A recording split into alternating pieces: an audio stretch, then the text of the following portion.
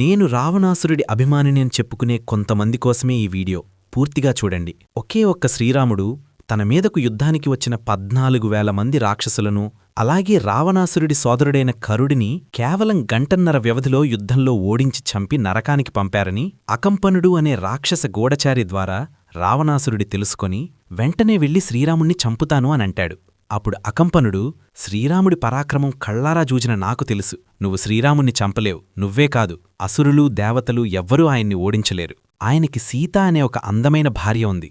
గంధర్వ స్త్రీలు, అప్సరసలు ఆమె కాలి గోటిక్కూడా సరిపోరు. ఆమెని అపహరించి తీసుకురా. అప్పుడు శ్రీరాముడు ఆమె వియోగం తట్టుకోలేక తన జీవితాన్ని చాలిస్తాడు అని సలహా ఇస్తాడు. అప్పుడు రావణుడు సరే అని వెంటనే బయలుదేరతాడు. ఇక్కడ విషయమేంటంటే, నీ కుటుంబ సభ్యుల్ని ఒక వ్యక్తి చంపేశాడు. అతను నీకంటే బలవంతుడు. నువ్వతన్ని చంపలేవు అని చెప్తే దాన్ని రావణుడు ఖండించకుండా అతను చెప్పిందొప్పుకొని ఒక స్త్రీని అపహరించడానికి పిరికిపందలాగా బయలుదేరాడు. సరే, రావణుడు స్త్రీలోలుడు కాబట్టి కామంతో అలా చేశాడు అని అనుకుందాం. ఇందాక వెంటనే బయలుదేరాడని చెప్పాను కదా.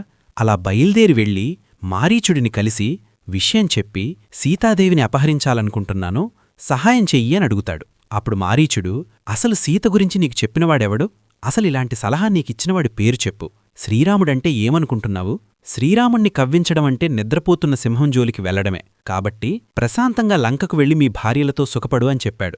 అది విన్న రావణుడు వెంటనే తన లంకకు వెళతాడు. ఒకే ఒక్క శ్రీరాముడు తన మీదకి యుద్ధానికి వచ్చిన 14,000 మంది రాక్షసుల్ని చంపితే, రావణుడేమో తన బంధువుల్ని చంపిన వ్యక్తి ఎవరో తనకు తెలిసినా నువ్వాయన్ని గెలవలేవు అని చెప్పిన ఇద్దరి మాటలు విని తను సూర్యుడు కాదని పిరికిపందాన్ని నిరూపించుకున్నారు. అవగాహన లేకుండా ఒక వ్యక్తిని అభిమానించడం తప్పని నిరూపించడానికి నేను శ్రీరామాయణం వీడియోస్ డీటెయిల్డ్గా చేస్తున్నాను. దయచేసి సపోర్ట్ చేయండి.